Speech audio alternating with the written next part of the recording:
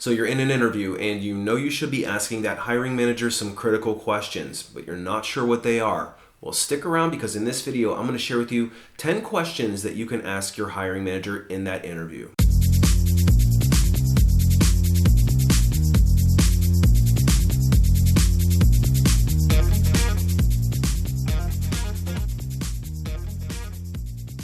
Hey everybody, it's Brian from A Life After Layoff, and today I want to talk to you about questions you should be asking your hiring manager when you're in the interview setting. Now, as a corporate recruiter with over 20 years of experience interviewing and hiring thousands of people into some of the world's most well-known and well-respected companies, I've talked to a lot of hiring managers during the interviewing process, and one of the common things that they say to me is they don't like when candidates don't ask any questions because it essentially shows a lack of engagement. So as a candidate or as a job seeker, you want to make sure that you're asking those questions during the interviewing process, not only to satisfy the interviewer and that you are curious about the job, but you should generally be trying to screen them at the same time. And if you're following my channel on any level, you know that I'm a big proponent of being very selective about the types of roles that you accept, because we all know one bad job could set you back years in your career. So that's where the interview questions come into play. So I'm going to give you a few ideas to ask your interviewer as you're going through the interviewing process. Hopefully some of these ideas will get the wheels spinning on the types of things you should be screening for yourself. Because again, we want to be interviewing the company just as much as they're interviewing us. It's not supposed to be a one-way street. And in fact, the best candidates that I've interviewed in my career felt like they were interviewing me more than the other way around. So we want to get you into a slightly more aggressive mindset when you go into an interviewing process. So I'm going to share a few ideas with you on what you should be asking in that interview. Now keep in mind, these are just some ideas that you can start with. You don't have to ask all of these, you don't have to ask any of these, but you should pick and select which ones you feel are the most appropriate for you. And as you get to the end of the interview, when the interviewer says, "Do you have any questions for me?" then you can start listing out some of the questions that are most pertinent, and it'll sound like you're very engaged, and hopefully you're actually going to learn something about the opportunity before you take it. But before we get too far into it, if you're interested in more videos directly from a recruiter about how to land that dream job, make sure you hit the subscribe button. All right, so let's get into some questions that you can ask your hiring manager. The first question I always ask is, why is this position open? Because it's going to give you a pretty good insight into the dynamic of the department that you're walking into. Now, if the person who was in there before you got terminated, laid off, let go, or quit, that kind of gives you some idea of what's happening behind the scenes, or at least it gives you an idea of things that maybe you should prod a little bit further. If they did quit, prod the interviewer and say, well, just curious, why did they quit the job? And listen to what they say. If it's because they weren't satisfied with the type of work that they're doing, make sure that you're satisfied with the type of work that they're going to be asking you to do. And if they got terminated, that's going to be another question for them. Well, why did they get terminated? What things were they not successful in?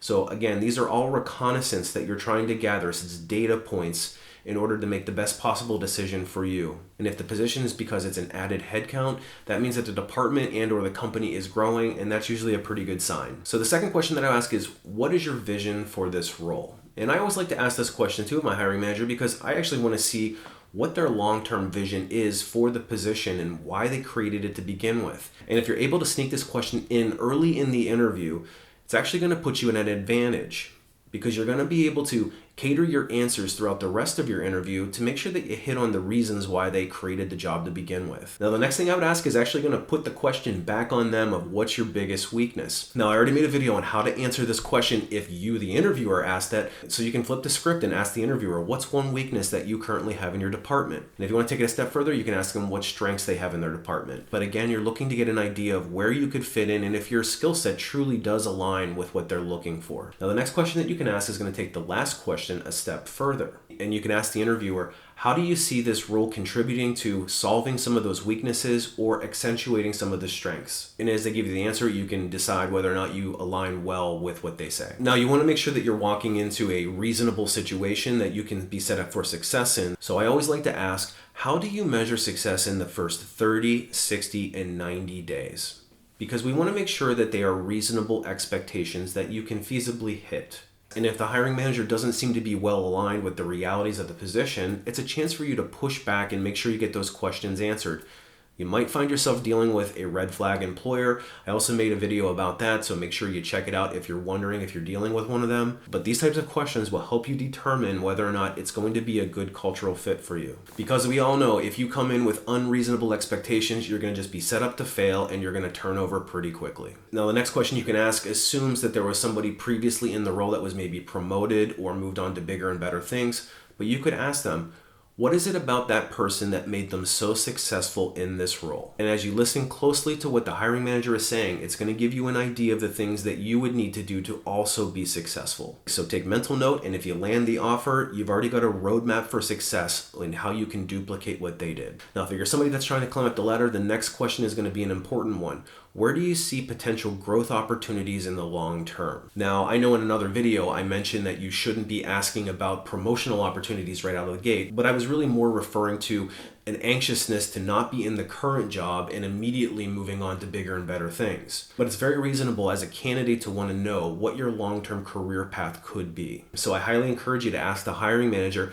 what their vision is long-term for this role, just to ensure that you're not going to be in a dead end. But be careful to show plenty of interest in the role that you're actually interviewing for. Now, the next question has you vetting your boss, which you absolutely should be doing. You need to know whether or not you're going to align well with their leadership style and if it's going to be a long-term fit for you. So how we do it is we ask directly, what would you describe your leadership style as? Or you can ask them a spin-off version of this, which is a little bit more fun. If I was to go out into your department and ask some of your direct reports how they would describe you as a leader, what do you think they would say? And then we get a chance to see if the manager is truly self-aware. Of course, they're probably not going to admit that they're a bad boss, but it'd be interesting to hear their perspective on how they view their own leadership style. In many cases, maybe they haven't even thought about it before. But it's always good to get an understanding of the type of boss that you'll be working for and whether or not that would be a good fit for you in your career. And the final questions are about strategy of the organization, because that's going to be a critical piece. You don't want to join an organization that doesn't have any strategic direction or a direction that you don't really believe in, or worse, the employees themselves don't believe in. And we need to know that there's some longevity and some stability in the position, because you don't want to leave a solid situation for a new opportunity and come to find out that they're on shaky ground and you're getting laid off right away. So what I would recommend is you do a little bit of homework before you walk in the door and know who their biggest competitors are. And if they've got some new technology coming out that seems to be industry shaking, you definitely want to challenge them on that. And say, now I noticed that one of your competitors came out with a really intriguing new product, process, or idea. How is this company planning to address that and stay in front of the market? Any respectable company is already going to be aware of what their competitors are doing and have at least some idea of the strategic direction that they're taking. And if they don't, that's actually a red flag and you should probably be asking more questions.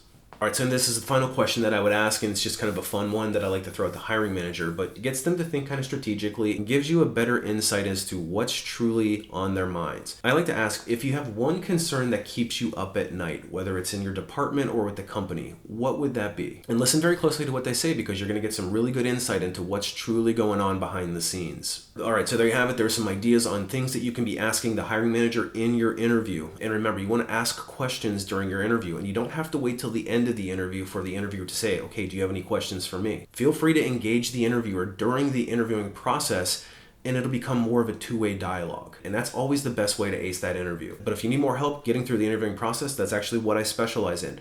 I've got a website called alifeafterlayoff.com, and it's all from an insider's perspective on how to get noticed by recruiters, how to get through the interviewing process, and ultimately how to land that dream job. And I also have a couple of training courses where I share my deepest and most intimate knowledge. The first one is called Resume Rocket Fuel. It's a step-by-step guide on how to write an effective resume that has the best chance of getting noticed by recruiters. So that course is designed to get you that first interview, and then the Ultimate Job Seeker Bootcamp is designed to get you to the finish line. It's my most comprehensive course on exactly how to go through each step of the interviewing process and ultimately land the best possible offer. Hey, remember, if you're getting interviews, you're actually doing something right, so keep doing what you're doing, and we're going to hopefully get you across that finish line.